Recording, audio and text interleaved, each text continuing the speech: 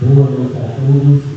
É um privilégio estarmos aqui nesta noite e nós iremos meditarmos aqui em Apocalipse, capítulo 3, do versículo 14 ao 22. Vamos deixar o nosso vamos orar. Grande Deus, amado Pai, nesse momento nós estamos aqui, queremos te pedir uma bênção para a missão Caleb, que está acontecendo ali, Senhor, naquele lugar. Traga pessoas sinceras, pessoas para que eles possam, Senhor, ouvir a tua voz. Fale conosco nesse momento através da palavra em nome de Jesus. Amém.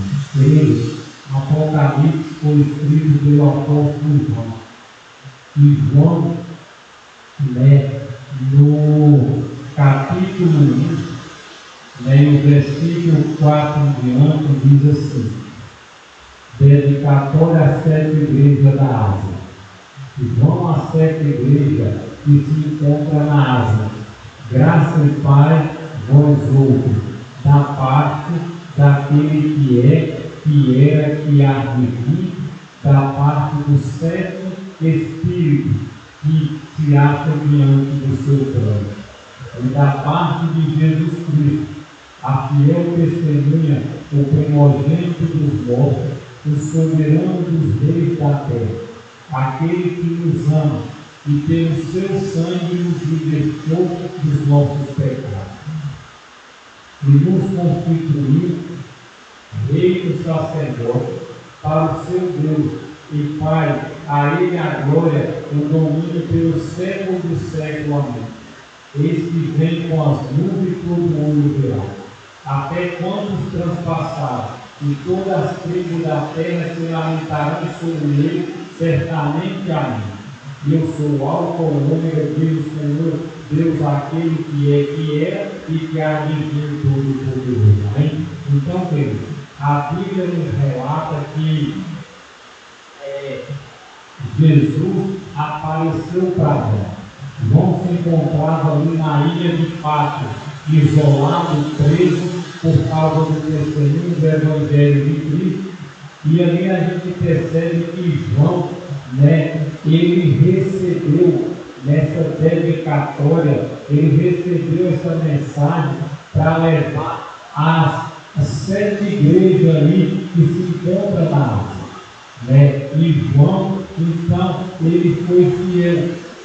João, ele escreveu o que o Espírito Santo ali revelou, ele escreveu as 7 igrejas. E a primeira igreja que ele escreveu, foi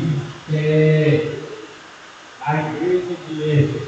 A igreja de Éfeso, ela representa ali o primeiro período ali da história do ano 27 ali, o ano 33 ali, até o ano 100. Foi o período ali dos discípulos, que a igreja era pura, que a igreja não tinha mágoa, porque eram os 12 discípulos, 12 apóstolos, que estavam ali preparados, estavam ali já com as vidas santificadas, e eles levaram a mensagem a toda a tribo e toda a nação.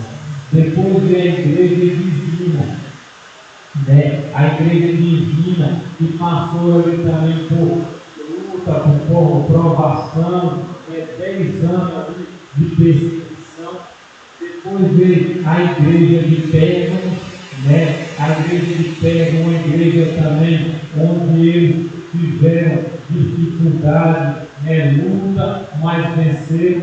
Vieram a igreja de Tiatira, a igreja de Tiatira ali, que eles, muitos ali, já tinham algumas doutrinas que não estavam de acordo, errada com a Bíblia, que inclusive a Bíblia que fala sobre Jezabel, aquela mulher ali que seduzia os servos de Deus sucessivamente.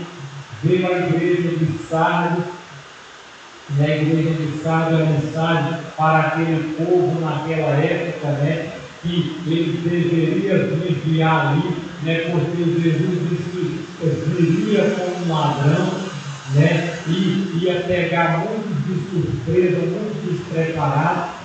Veio a igreja de Filadélfia, né, aonde diz ali: veio sem demora, conserva o que tem, para que ninguém tome a sua coroa. E chegamos na última igreja, que é a carta à igreja de Laodiceia.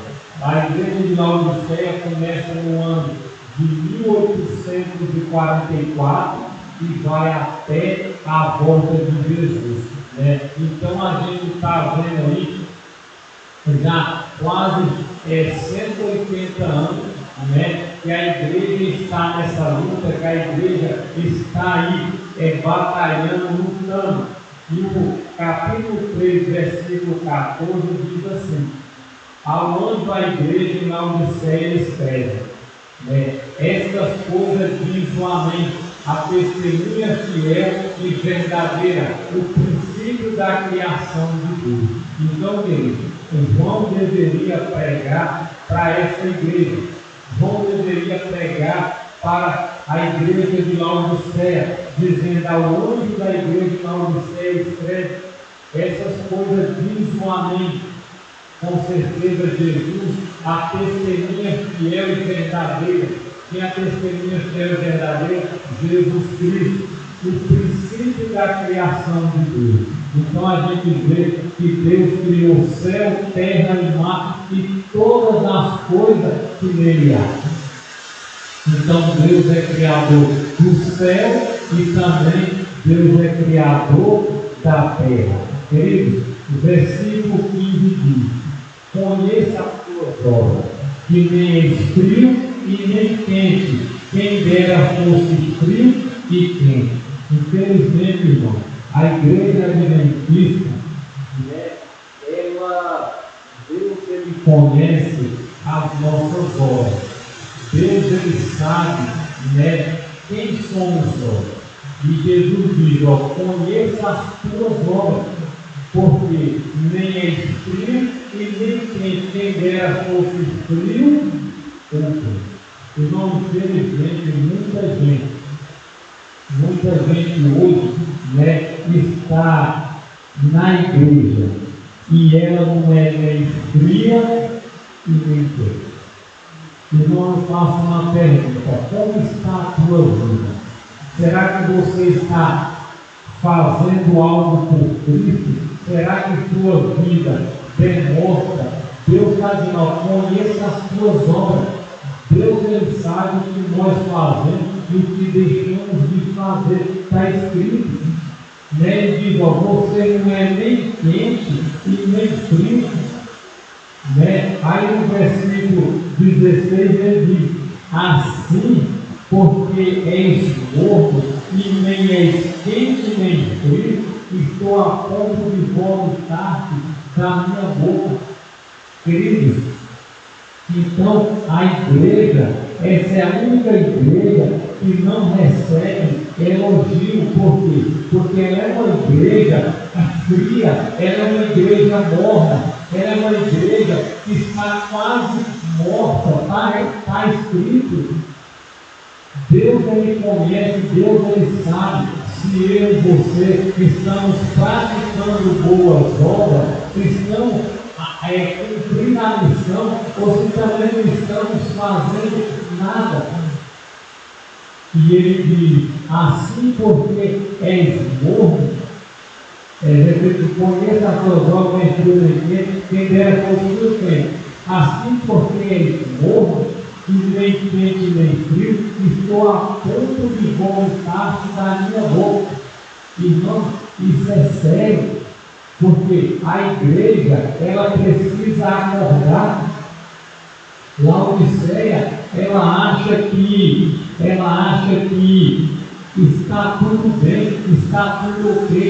Eu venho para a igreja, da igreja para a minha casa, da igreja para o trabalho. Só que lá fora o povo me seguir. Não, meu irmão. Jesus deixou uma missão, ir por todo mundo e pregar o Evangelho. Então nós não podemos ficar só aqui em conjunto, nós não podemos ficar aqui só entre nós. Mas a Bíblia diz: conheço as tuas obras, assim porque és morno nem quente nem frio, estou a ponto de vomitar-te da minha boca. Irmão, Deus ele sabe que se nós não nos reavivarmos, se a igreja não acordar, se a igreja não tomar a posição, ele está dizendo que estou a ponto de vomitar-te da minha boca. Isso é terrível, irmão. A igreja, ela precisa tomar uma decisão, ela precisa tomar uma posição de não ficar neutra, ou não ficar da forma que laodiceus, para você ver, né, no versículo 17 diz: por diz, estou rico e abastado, e não preciso de coisa alguma, e nem sabe que tu és infeliz, sim, miserável, pobre, cego e nu. Os 5 dedos da nossa igreja, da nossa mão, 5 dedos. Aí a Bíblia diz: você é infeliz, está escrito infeliz, miserável, você é pobre, você é cego e você é misericórdia, misericórdia. Essa é a descrição da igreja, a última igreja, a igreja que está esperando a breve volta de Cristo. A igreja aqui, ela se diz, ela diz: eu estou rico e abastado, não preciso de coisa alguma. Muita gente pensa: tem meu carro, tem minha casa, tem meus móveis, tem dinheiro, tem comida, tem um pouco na poupança, sou rico. Irmãos, nós precisamos acordar, nós precisamos tomar uma posição de reconhecer quem somos nós, o que está acontecendo conosco, porque senão, se a gente continuar nesse ritmo, se continuar achando que não precisamos de nada, a igreja em si, ela acha que está tudo bom, está tudo ok. Nós somos a igreja da profecia, nós somos o povo do advento, nós somos a igreja que Deus vai vir buscar, mas nessa condição que você está rico, você acha que já tem de tudo, não precisa de mais nada. Cuidado, meu irmão, cuidado, minha irmã. Vamos abrir os olhos, vamos reconhecer, porque a nossa condição é essa. A Bíblia está dizendo que tu és infeliz. Talvez a gente acha que está aqui alegre com o verso, mas por dentro está louco, por dentro está seco. Né? Aí tu és infeliz, sim, tu és um miserável. Irmão, imagina uma pessoa miserável, uma pessoa que não tem nada, uma pessoa que está vivendo de qualquer jeito, de qualquer forma, de qualquer maneira, miserável, que não tem nem talvez o que comer. Também diz: você é pobre, porque não é questão financeira, é pobre espiritualmente, é infeliz espiritualmente e miserável espiritualmente. A Bíblia diz: tu és cego Então nós somos cegos, não cego visual, mas cego espiritual. E a Bíblia diz: você é limpo. Espiritualmente a igreja está limpa, a igreja está praticamente sem roupa. A Bíblia está dizendo, irmão, essa é a nossa condição espiritual, essa é a nossa condição. Versículo 18, então Jesus, vendo a nossa condição, vendo o nosso orgulho, vendo que a gente quer ser mais do que os outros, aí ele diz no versículo 18, tendo conselho, aconselho-te de mim, compre ouro refinado pelo fogo. O primeiro conselho é ouro refinado. O que é ouro refinado, meu irmão e minha irmã? É o conhecimento da palavra. Ouro refinado, você buscar, você começar a praticar, estudar, tirar tempo. Ele está dizendo: você é pobre, aconselho de mim com ouro refinado pelo fogo, para te enriquecer. A Bíblia está dizendo: para ser rico, você tem que ter posse, você tem que ter carro, você tem que ter mansões. Está dizendo: para você ser rico, você precisa de ouro refinado, você precisa conhecer a Bíblia, a palavra.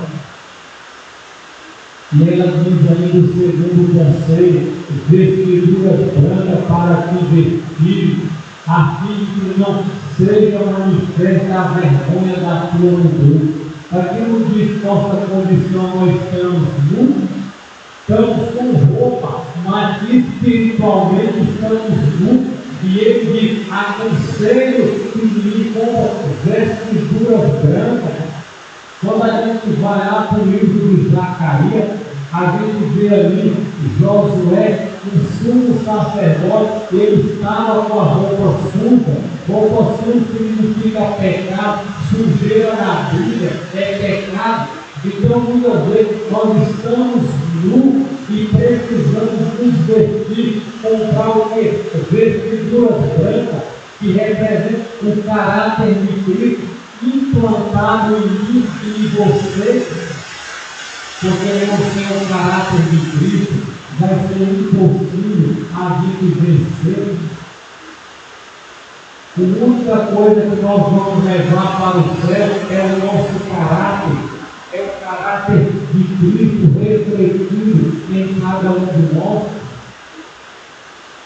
E a Bíblia diz ainda, Deus, outro conselho é o colírio para ungir os olhos a fim de que veja. Irmão, o colírio aqui representa o que?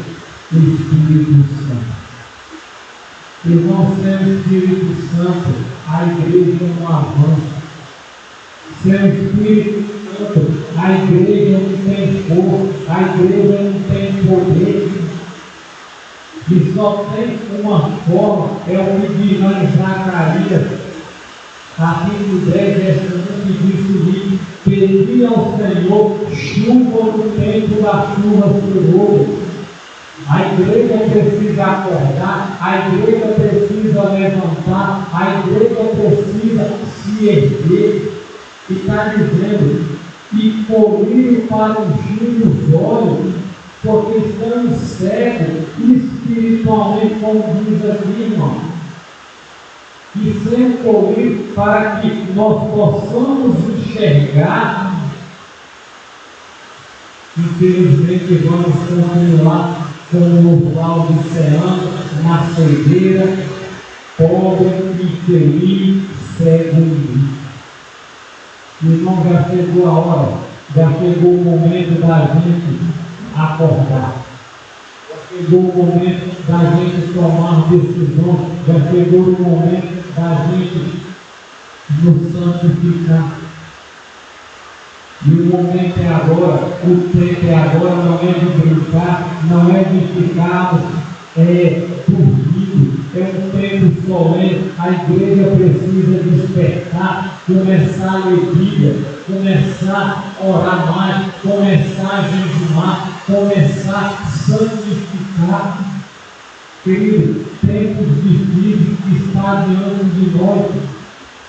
Então, sem o Espírito Santo, e a Bíblia diz, não entristecer o Espírito Santo. Por quê? Porque o Espírito Santo, ele pode ser entristecido, porque a Bíblia diz que ele vai nos convencer do pecado, da justiça e do juízo. Se eu e você estamos vivendo em pecados conhecidos, estamos vivendo em pecados que desagrada a Deus, estamos entristecendo o Espírito Santo, estamos pecando contra o Espírito Santo, e a blasfêmia contra o Espírito Santo não tem perdão. Vai chegar um momento que o Espírito Santo vai sair de tanta gente estar vivendo na cegueira espiritual, na nudez espiritual, na pobreza espiritual, na miserabilidade espiritual, infelicidade espiritual. Querido, Jesus, ele dá um conselho e ao mesmo tempo ele nos repreende. Eu repreendo e disciplino a quanto amo. Jesus, ele faz um convite, eu disciplino e repreendo vocês, porque eu amo vocês. Se for zeloso e me arrepende, senão a Bíblia diz que confessa e deixa, alcançará misericórdia. Mas quem não confessa e quem não deixa, jamais vai alcançar misericórdia. Por isso, meu irmão, que o momento é esse, o momento é agora, o tempo é esse, o tempo é agora. Jesus ama a igreja, a Bíblia diz que a igreja é a menina dos olhos do Senhor de Deus, mas Ele está nos repreendendo, porque estamos vivendo nos últimos dias, senão Ele vai acabar vomitando a gente, aí vai ser tarde demais. Queridos, Deus tem aconselhado, Deus tem disciplinado, Deus tem repreendido a sua igreja, o seu povo, nesses últimos dias da história. E Jesus, querido, ele termina dizendo no versículo 20 o seguinte: eis que estou à porta e bato. Se alguém ouvir a minha voz e abrir a porta, entrarei em sua casa, cearei com ele e ele comigo. O convite de Jesus para mim e você é esse. Ele está batendo. Será que eu e você vamos abrir a porta? Conta-se uma pequena história de um garoto, que ele chegou para o pai e disse: pai, porque a gente vê a foto de Jesus batendo na porta do nosso coração e ninguém nunca abre essa porta. Por que será que toda vez que ele está batendo, ninguém nunca escuta, nunca você vê ele batendo e alguém abrir? Aí o garoto, creio ele inspirado, ele teve a resposta, ele disse: pai, eu já sei. Sabe por que eles não abrem a porta? É porque eles moram lá no porão, e no porão ninguém escuta. Meu irmão, minha irmã, está você vivendo no porão da vida? Se você está vivendo no porão da vida, tenha cuidado, meu irmão, minha irmã, tenha cuidado. Cuidado, meu irmão, saia desse porão. Nesse porão só tem barata, rato, escorpião, lacraia. Saia desse escorpião espiritual, desse porão. Porque, meu irmão, enquanto eu e você não sair do porão da nossa vida, desse porão que está impedido de ouvir a voz de Jesus, a gente vai permanecer ali para sempre. Querido, Jesus, quando ele diz que está batendo, é um convite de amor para mim e para você. O que eu e você temos feito ao convite, ao chamado de Deus? Quando Deus disse para Isaías: a quem enviarei? A quem há de ir por mim? Qual foi a resposta de Isaías? Isaías disse: eu sou um homem de lábios impuros, habito no meio de um povo impuro, de impuros lábios.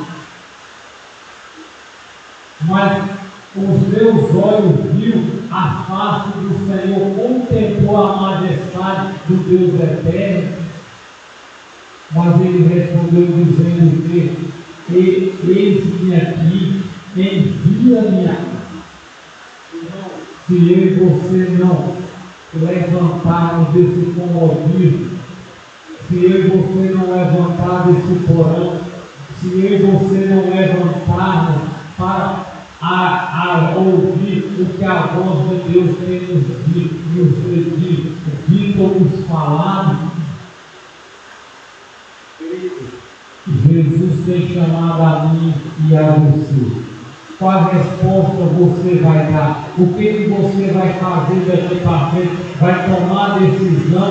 Vai aceitar? Ou infelizmente vai continuar na mornidão espiritual laodiceana? Versículo 21 ele diz: ao vencedor há uma recompensa do irmão.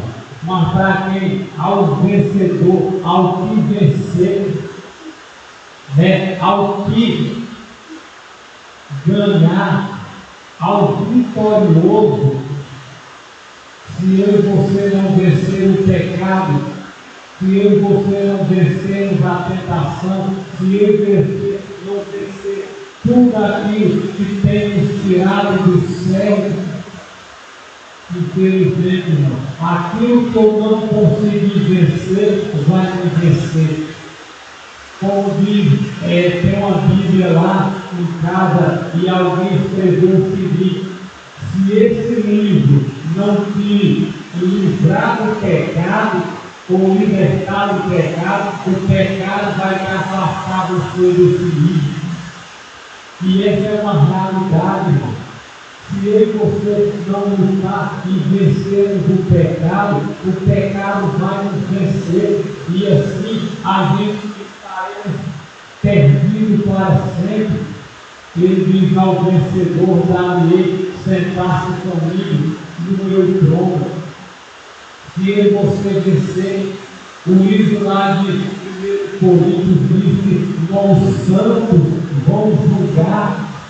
Os santos vão julgar ali os anjos, inclusive as coisas terrenas. Por isso Jesus diz: você vai sentar comigo no meu trono. Assim como também eu venci, irmão, Jesus venceu. Se Jesus venceu, eu também, eu e você, nós temos que vencer, temos que lutar também para vencer, porque ele disse: ó, eu venci. Mas muitas das vezes a gente quer ir para o céu, mas não quer lutar, não quer vencer. Cuidado, meu irmão, cuidado, minha irmã. Lute em prol da sua salvação, luta em prol da sua família, luta em prol de ganhar no céu. E a Bíblia diz: Jesus está o vencedor, darei sentar comigo no meu trono, assim como também eu venci e sentei com meu Pai no seu trono.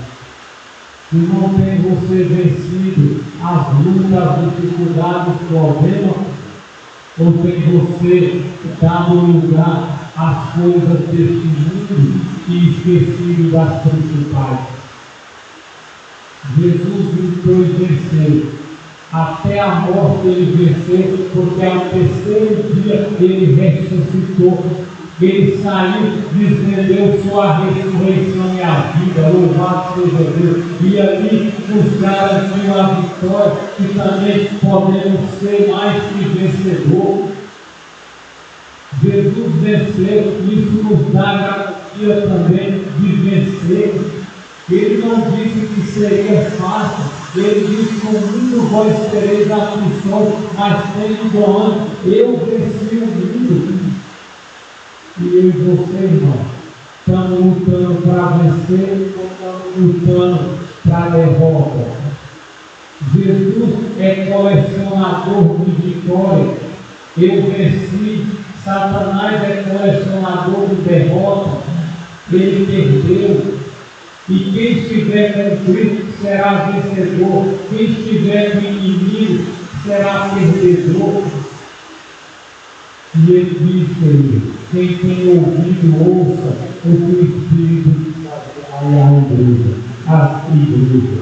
E aí, tem você vencido? Tem você lutado? Ou tem você vivido de qualquer forma, de qualquer jeito, de qualquer maneira? Meu querido irmão, Jesus ele está voltando. E eu e você precisamos vencer para também ganharmos o céu. Que Deus te abençoe, que Deus fortaleça a sua fé, que Deus nos ajude a não continuar sendo mais um laodiceano, mas se tornar santo, irrepreensível em nome de Jesus. Amém. Vamos colocar aqui, vamos orar. Grande Deus, Pai Todo-Poderoso, na tua presença nós estamos aqui louvando o teu nome, te agradecendo por nos conceder a graça, a paz, a esperança, a alegria e a certeza da salvação.